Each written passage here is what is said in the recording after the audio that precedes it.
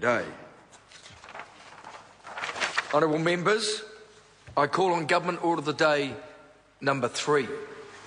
Identity Information Confirmation Bill, second reading. Mr Speaker. I call the Honourable Minister, Chris Tremaine. Thank you, Mr Speaker. Mr Speaker, I move that the Identity Information Confirmation Bill be now read a second time. Can I start by thanking the Honourable Nathan Guy for introducing the Identity Information Confirmation Bill during his time as Minister of Internal Affairs. And can I also thank the Government Administration Committee for its consideration of the bill, which goes back a year or so to the point where David Parker was the chair of that committee, and can I thank him for that guidance through that period. Can I also thank the 13 submitters on the bill, particularly the 3 who made oral submissions. Mr Speaker, this bill goes to the heart of one of the government's key priorities, which is better public services. And in regard to better public services, we've set 10 key result targets.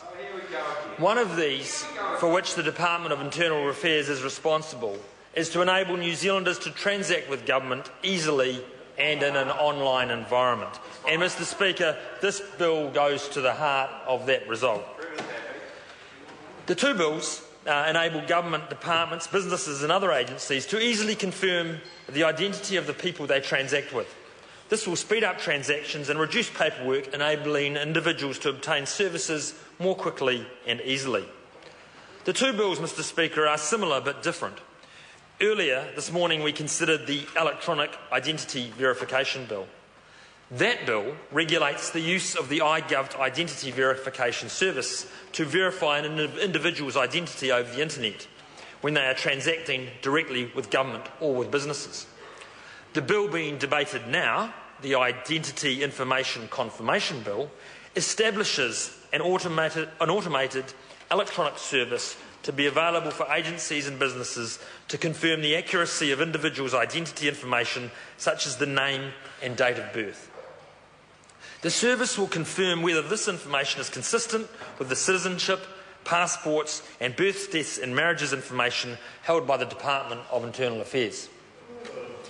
Individuals will need to provide their consent before their information is checked. The service can be used for a wide range of purposes, including meeting new anti-money laundering requirements. The Select Committee recommended amendments to the bill in response to some of the issues raised in submissions, and the Government supports these amendments as they will improve the operation of the service. The bill originally envisaged each agency having a direct relationship with the service. However, submitters indicated that it could be more convenient and cost-effective for some businesses to have another agency check identity information on their behalf. For instance, a credit reporter could wish to check identity information on behalf of an appliance store that was about to enter into a hire purchase agreement with a customer. The bill now allows this to happen by permitting intermediary agencies to use the service on behalf of other agencies. Using intermediaries can create additional privacy risks, and the Select Committee has recommended this bill provide some additional safeguards to mitigate against those risks. Intermediaries will only be able to check identity information on behalf of agencies that the service has approved. Mr Speaker, before approving an agency's use of the service, a number of factors must be considered. These include the agency's practices relating to the security of information and the privacy of individuals.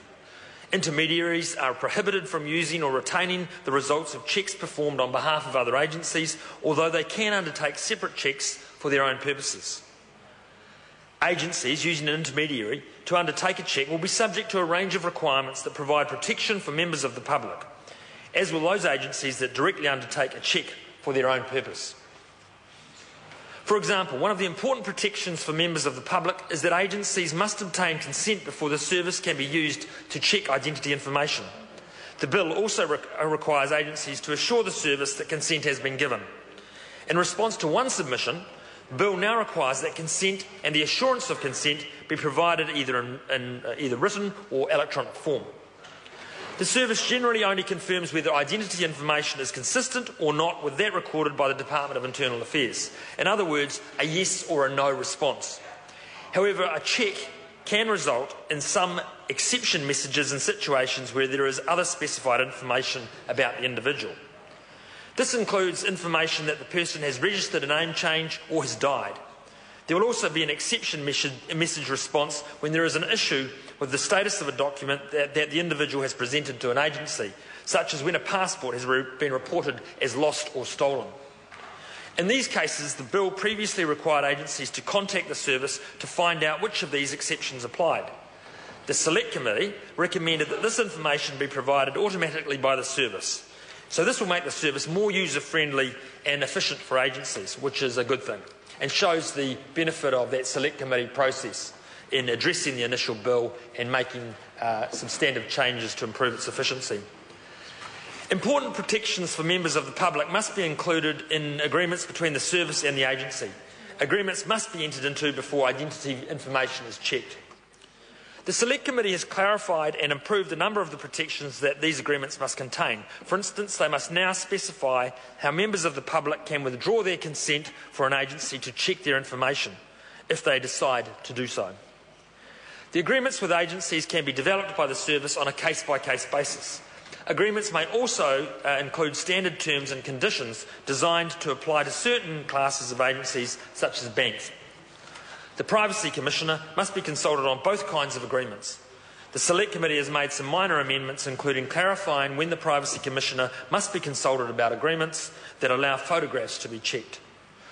For instance, photographs can only be checked where the photograph provided by the agency is the same photograph as that recorded by the Department of Internal Affairs, for example, in the passports database. Agencies will not be able to take photographs of individuals and submit them to the service for checking. I understand that Labor Party members of the Select Committee would have preferred that the Crown and ministers and officials not be protected from liability as a result of the service being used to check identity information. However, the bill provides protection from liability as this is an opt-in service. The bill also contains numerous protections for members of the public, including the consent-based nature of the service, which will reduce the likelihood of liability arising. The bill also excludes protection from liability when there has been an act that was carried out in bad faith or was grossly negligent. Mr. Speaker, this bill makes it much simpler and easier for government agencies and businesses to confirm the identity of individuals who transact with them. Knowing who you are dealing with is vital to any transactional service, and this bill vastly improves identity confirmation services and speeds up other services which rely on confirming customers' identity. Once again, I thank the Honourable Nathan Guy for introducing the bill and the Government Administration Committee led by David Parker at the time that this bill was before the Select Committee. Mr. Speaker, the Identity Information Confirmation Bill will provide a real benefit to businesses to assist them in confirming the identity of their customers while also balancing an individual's right to privacy. This bill goes to the heart of enabling Result Area 10, enabling New Zealanders to transact easily with government in a digital environment. I commend this bill to the House. The question is that the motion be agreed to. Mr. Speaker. I call the Honourable